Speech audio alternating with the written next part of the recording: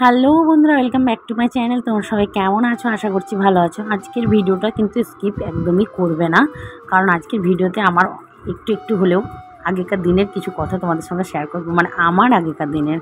তো যাই হোক, এখানে যে বইগুলো দেখছো এগুলো আমার অল্প অল্প বই আছে। সেই বইগুলোকে এবার তো এই ঘর থেকে ওই ঘরে যেতে হবে, তাই একটু একটু করে জিনিস সরানোর চেষ্টা করছি। প্রচণ্ড গরমে পারছি না, তবু একটু একটু করে চেষ্টা করি। তো আগে যখন সানন্দা, অদ্বিতীয় এইসব বইগুলো প্রচুর পড়তাম। আমি এতটাই ভালোবাসি যে সম্পূর্ণ বইয়ে তো আমি 25টা রকমারি রেসিপি সেটাও আমি কিনে নিয়ে এসেছিলাম। তো এইগুলো সত্যি করে আমার তখন খুবই বইয়ের প্রতি নেশা ছিল। এই দেখো একটা আলপনার বই। তো তখন এখানে বড় বড় বইমেলা হয়, সেগুলোতে ঘুরতে যেতাম আর একটা করে বই নিয়ে আসতাম। তো বইয়ের প্রতি বরাবরই আমার খুব ভালোবাসা আছে, ছিল, থাকবে। তবে হ্যাঁ, এখনকার ভালোবাসাটা কী বলো তো, বই যত্ন করে রেখে দেওয়া। আগেকার ভালোবাসাটা ছিল বই পড়ার, কিন্তু এখন ফোন হয়ে, এই অ্যান্ড্রয়েড ফোন হয়ে না আর বইয়ের দিকে এতটা মন টানে না। সময় ফেসবুক, হোয়াটসঅ্যাপ এইসব করে পেরিয়ে যায়। তো যাই হোক, বই দেখো বইগুলো বের করেছি। ছেলেরও অনেক বই কিনেছি, তবে সেটা খুলেও দেখে না কোনো দিন।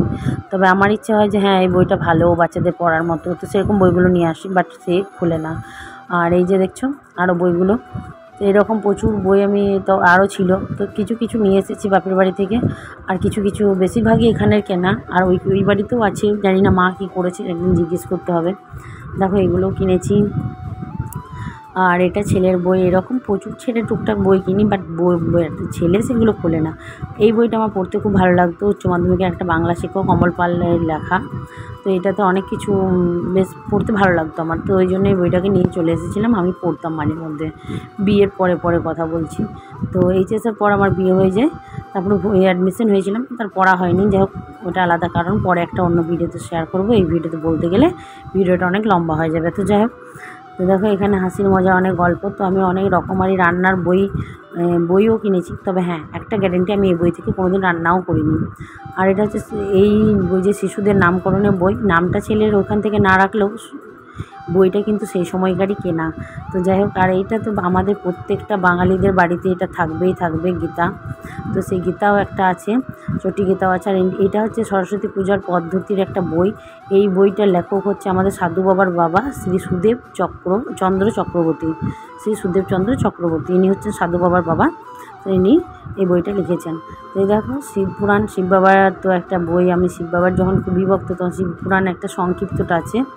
আর সবথেকে যেটা বড় জিনিস, সেটা হলো এই ডায়েরিটা। এই ডায়েরিটা হচ্ছে আমার জীবনের প্রথম ডায়েরি, মানে তোমাদেরকে বলে বোঝাতে পারবো না। দেখো, ডায়েরিটা দেখলেই একটা মনটা আমার ভালো হয়ে যায়। তখন কত মানে হাতে করে করতে পারতাম, এখন সেগুলো সব ভুলে গেছি। স্টিকার পেয়েছি ভালো ভালো, যা কিছু ভালো ভালো আমার এই ডায়েরিতেই চেটা থাকবে। এটা আমার জীবনের প্রথম ডায়েরি, আর এই ডায়েরিটা আমার জীবনে অনেক কিছু সাক্ষী আছে। এই ডায়েরিটা আমি খুব যত্ন করে বিয়ের পরে পরে এই বাড়িতে নিয়ে চলে এসেছিলাম। তো যা ডায়েরির আরও ভেতরের কথা অনেক কিছু আছে। তো ডায়েরিটা দেখলে আমার সত্যি করে মানে এতটা ইমোশন হয়ে যায় আমি, যে বলার নয়। আমার পুরোনো অনেক স্মৃতি হয়ে যায়, স্মৃতি। তো এখানে আমার জন্ম কখন কী সেটা লেখা আছে। আর ডায়েরিটার মাঝখানে একটা করে ঠাকুরের ছবি বেরোবে। এটা ডায়েরিটা সেটিং। আর যেটা বলছি, আগে স্কুলে না আমরা কেউই সেরকম গান শিখতাম না, আমি তো শিখতামই না। তবুও সবার সাথে গান একটা করে করতাম, যে কোনো স্কুল প্রোগ্রামে, 25শে বৈশাখ বলো, আর 15 আগস্ট বলো, এগুলোতে করতাম। তো সেই জন্য এখানে দেশাত্মবোধক গান, রবীন্দ্রসঙ্গীত গান এগুলো লেখা আছে। তো এগুলো করতাম।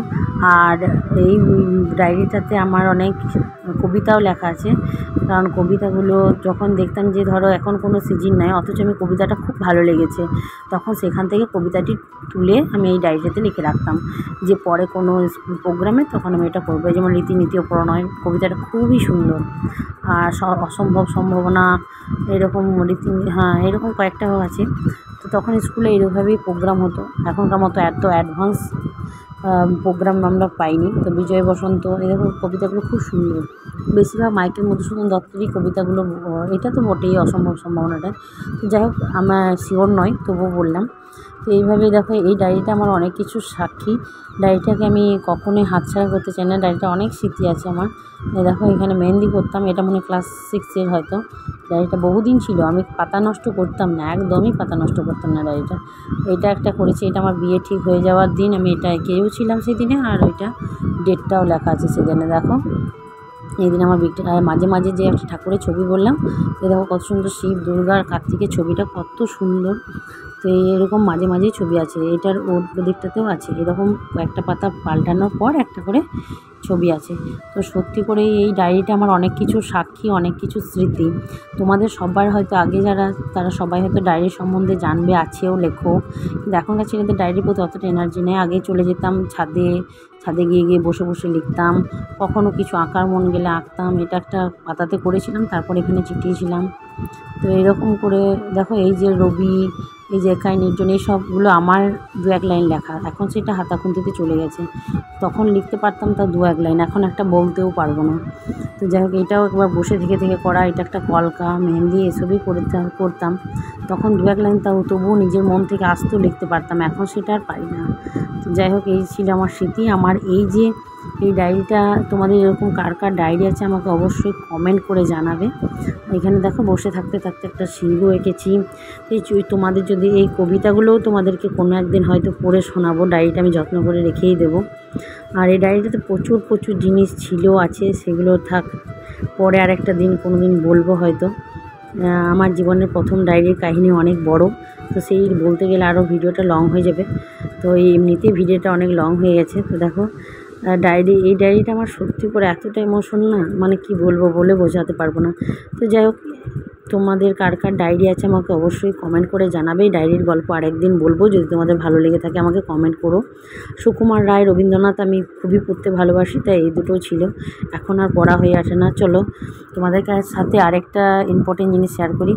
আমার ছেলের হাতে খড়ির যে স্লেট আর যে পাথরের পেন্সিলটা বলেছিল ঠাকুরমশাই, সেটাই আনা হয়েছে। সেই যে তখনকার দেওয়া ফুলটাও আমি যত্ন করে রেখে দিয়েছি। স্মৃতিকে আগলে রাখার, সত্যি মানে আগলে রাখার মতন একটা বিরাট একটা আনন্দ আছে। যখন ও বড়ো হয়ে দেখবে সেটা ওর খুবই ভালো লাগবে। এটা ঠাকুরমশাই লেখা, বাট অওয়াটাকে ও বলেছিল আমি নিজেই লিখবো আর কি, অওয়াটা তখন ও ভালো করেই লিখতে শিখে গেছে অওয়াটা, আর বাকিগুলো লেখানো। তো এই ছেলেরও বড় হয়ে দেখতে পারবে যে স্মৃতিটা। তো আমার চ্যানেলটা যদি ভালো লেগে থাকে, আমার ডায়েরি সম্বন্ধে জানতে চাও, ভালো লেগে থাকে, অবশ্যই আমার চ্যানেলের পাশে থেকো, আমার চ্যানেলটা গ্রো করতে সাহায্য করো। তোমরা আমার ফ্যামিলি, আমার পাশে থেকে আমার ভুলগুলোকে ধরিয়ে দিও। তো আজকের ভিডিও এটুকুই ছিল। আমার চ্যানেলটাকে অনেক বেশি ভালোবাসা দিয়ে লাইক, কমেন্ট, সাবস্ক্রাইব করে দেবে। সাবস্ক্রাইব করে বেল আইকনটা অবশ্যই প্রেস করবে। আর দেখো, আমি এগুলো এবার সব গুছিয়ে নেব, গুছিয়ে ওই রুমে রাখবো। ওই রুমে রাখার পরে তোমাদের সঙ্গে আবার কোনো একটা দিন শেয়ার করবো যে কীভাবে কী রাখলাম। তো এই ছিল আমার ভিডিও। চ্যানেলটা ভালো লাগলে অবশ্যই লাইক, কমেন্ট অ্যান্ড সাবস্ক্রাইব করে বেল আইকনটা অবশ্যই প্রেস করবে। তো ভালো থেকো, সুস্থ থেকো, ফিরে আসবো অন্য একটা ব্লগে। Tata, by.